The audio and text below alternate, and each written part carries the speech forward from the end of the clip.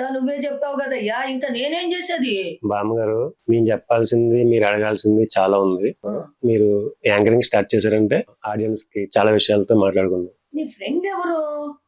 బుడ్డ బు- బుడ్డా జాఫర్. వాడు ఉండాలే, వాడు రాలేదేంటి? బుడ్డా జఫర్ క్యారెక్టర్ నేమ్, ఆ, ఆడు original name MS. Okay okay, నేను అప్పుడే చెప్పాను వాడు హీరో అవుతాడని. మొత్తానికి అయ్యాడనమాట. అయిపోయాడు. ఆ, రాలేదేంటి వాడు ఇంకా?